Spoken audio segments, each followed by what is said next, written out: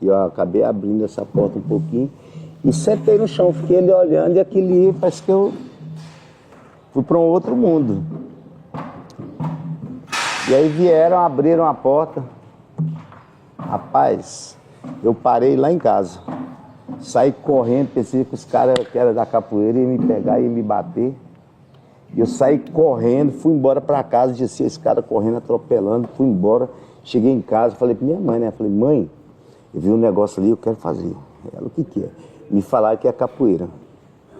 E nesse momento que estava tocando um atabaque lá, estava tocando atabaque, o birimbau, usavam um atabaque, um birimbau e um pandeiro. E aí essa pessoa que veio abrir a porta foi o mestre Passarinho. Aí ele chegou a abrir a porta assim, e aí meu companheiro, e eu, companheiro, corri para embora. E aí cheguei na minha mãe, falei, quer treinar capoeira? Ela, não, você não vai treinar capoeira não. Ninguém gosta de capoeira, você vai fazer capoeira, eu vou fazer capoeira. E aí foi uma luta danada, mas aí eu falei, vai fazer capoeira, então eu quero fazer capoeira, vou fazer escondido. Aí ela foi, fez a carteirinha do SESC, me tornei sócio, me inscrevi. E aí comecei a capoeira e não consegui mais me desligar desse movimento. Eu tive muito problema no começo. Se fosse para me falar aqui, diante esse tanto de pessoas aqui, eu tenho certeza que eu não conseguiria. A capoeira me deu tudo isso, me deu essa coragem de encarar uma pessoa, de conversar. Se a pessoa conversasse comigo, alterasse a voz, eu chorava, saía, tremia, ficava, né? Então, assim, fui uma pessoa que fui criado não tendo paternidade, mas nem por isso parei de viver, continuei buscando e graças a Deus a gente conseguiu. E na turma do SESC, para abrir a inscrição todo semestre, eram 40 vagas. E dessas 40 vagas que eu entrei, o único que chegou ao final, a mestre foi o mestre Sarará. E na trajetória a gente tem algumas coisas, né? O primeiro, acho que uns 2 meses, a gente só entrava na roda depois de 6 meses. E depois na roda oficial para pegar a graduação é depois de 1 ano. Outro fato interessante da época é que as graduações para semestre eram 4 graduações. Então dentro de 4 anos você era mestre de capoeira. Porque os mestres da época falavam que a capoeira como um curso superior que teria que ser 4 anos. Então você tinha que aprender tudo de capoeira dentro de 4 anos. Se não aprender, você era obrigado a se formar com 4 anos. E ao final de tudo isso tinha a emboscada. Claro, se fosse hoje já só tinha mestre, não tinha aluno. Aí tinha, no final do curso de 4 anos, tinha a emboscada. E essa emboscada é que você pegava a graduação de mestre. O mestre Passarinho saiu do SESC, acredito que em torno de 78 para 79. E o mestre Suíno ficou tomando conta desse trabalho. E como eu morava ali no bairro, não quis ir para onde o mestre Passarinho transferiu as aulas, que era para um colégio Jardim América. Eu fiquei no SESC auxiliando o mestre Suíno, que ele era o aluno mais velho do mestre Passarinho. Então eu consegui chegar na graduação de contramestre, né? E daquela graduação de 4 anos, aí teve uma transformação de graduação. Então eu formei a contramestre acho que umas 4, 5 vezes. Porque apareceu uma nova live e o pessoal, vamos seguir a graduação da federação. Aí depois veio o mestre Suassuna com a graduação, vamos seguir a graduação do Cordão de Ouro. E foi fazendo todo esse movimento. E aí, quando se ia chegando no pé, agora eu formo a mestre. Voltava uns 3 graus para trás. Então eu acabei participando dessas atividades, né? E me tornando a contramestre várias vezes. Mas assim, acabei me formando em 1990. E eu não tinha pretensão de ter um trabalho de capoeira. Então, todo o trabalho que era feito no SESC era um trabalho de base que eu fazia e o mestre Suíno tomava conta dos alunos a partir da hora que formasse, na primeira graduação para frente. Então, todos esses alunos do Candeias, todos passaram pelo mestre Sarará. Não são alunos do mestre Sarará, mas teve uma parcela de colaboração no começo da sua vida. E a gente fez uma base tranquila, sempre muito amigo. Hoje nós temos aí capoeirista que antes não era Candeias, a gente passou a ser Candeias depois de 91. Aí tinha uma outra identidade. E o Grupo Candeias nasceu grande, mas o Grupo Candeias sempre foi grande, porque o Grupo Candeias nasceu de grupos que eram formados de alunos de uma associação que chamava Ângulo Regional. Que um tempo atrás era Ângulo Regional, depois passou para São Bento Pequeno, que era o Mestre Passarinho. O Mestre Passarinho saiu do SESC, a gente voltou a usar o nome Ângulo Regional para mudar a identidade de local que treinava. E a gente continuava sendo aluno do Mestre Passarinho, a gente pegava aula com ele umas 2 vezes por mês. Ia no local que ele estava, ele vinha no SESC. E aí depois de 86, 87, cada professor, cada contramestre que tinha na Associação Ângulo Regional montou um grupo. Meu grupo chamava Grupo de Capoeira Sol Nascente, aí tinha Andorinha, tinha Suruçal, Amanhecer, Artigim. Então eram vários grupos que tinha ali formando essa Associação Ângulo Regional. Então quando o Candeias surgiu essa nova identidade, todo mundo começou a usar só Candeias. E aí parece que era um grupo que era gigantesco.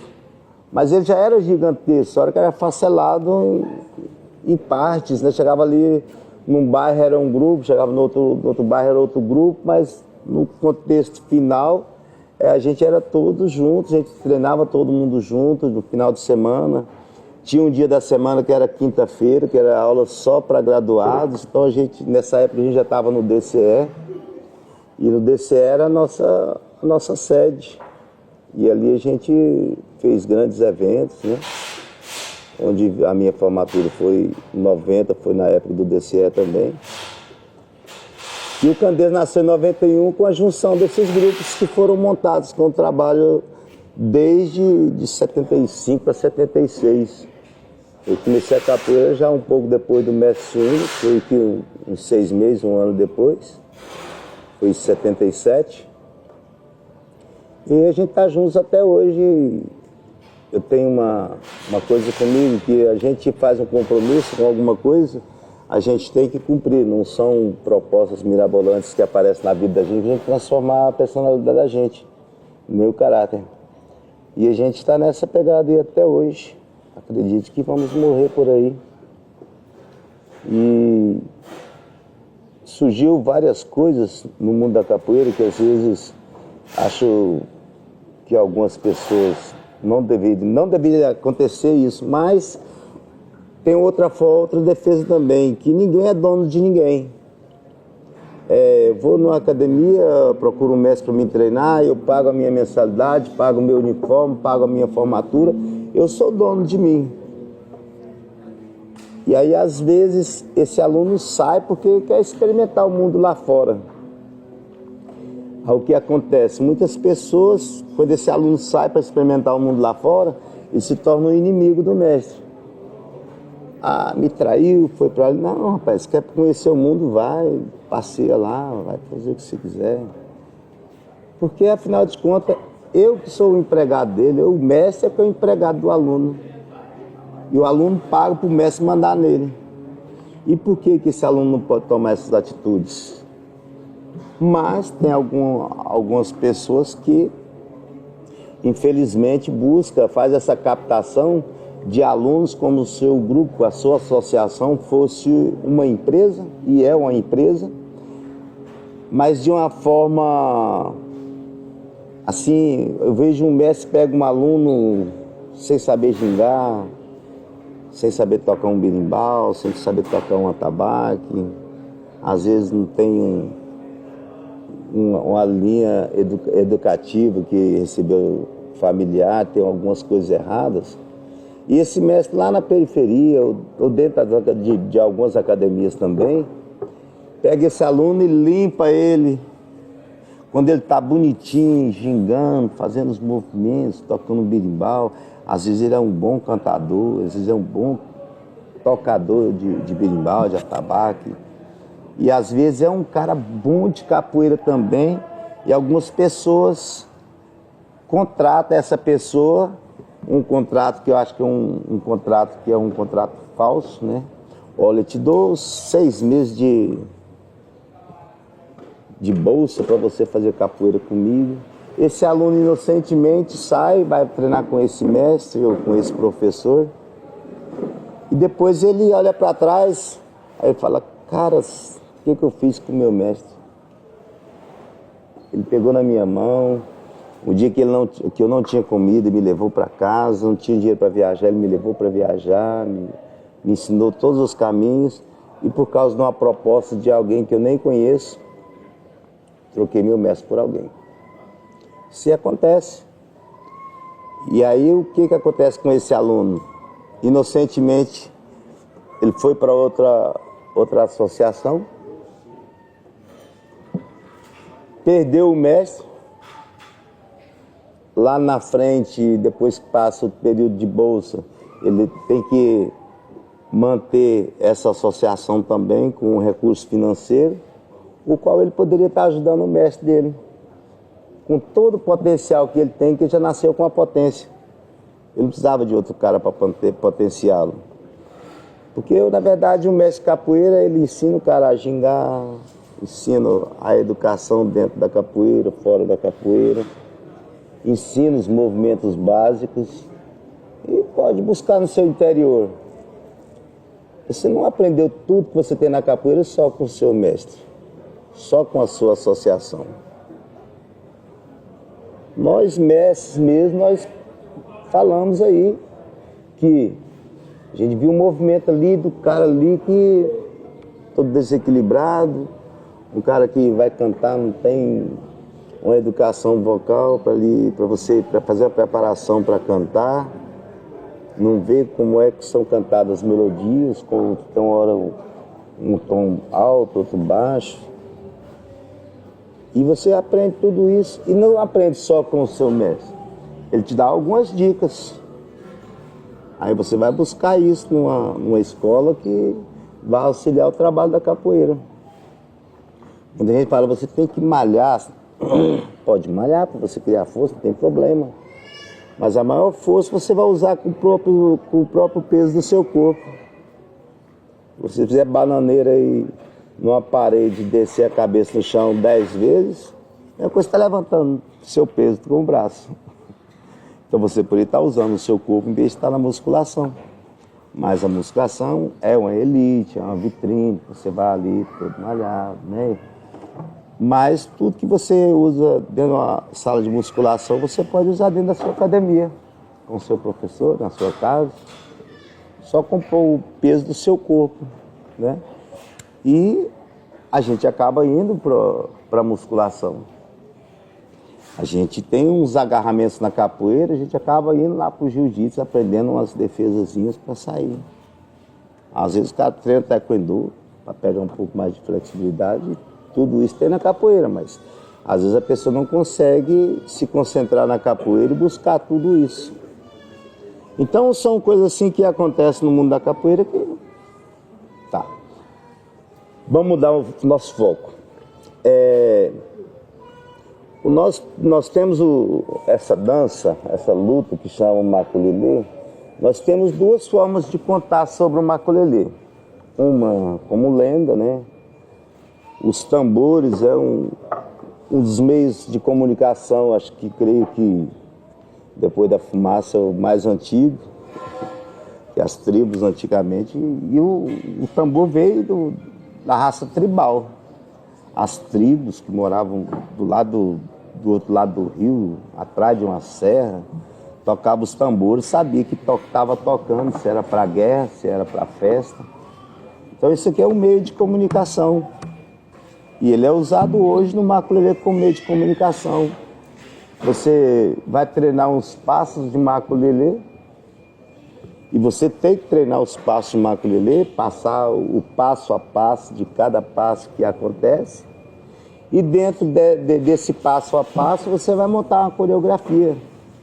E o maculelê hoje, e depois de reconhecido como maculelê pelo mestre Popó, ele foi usado para fazer apresentações que nós fazemos, apresentações até hoje, tanto com a capoeira, tanto com o maculelê.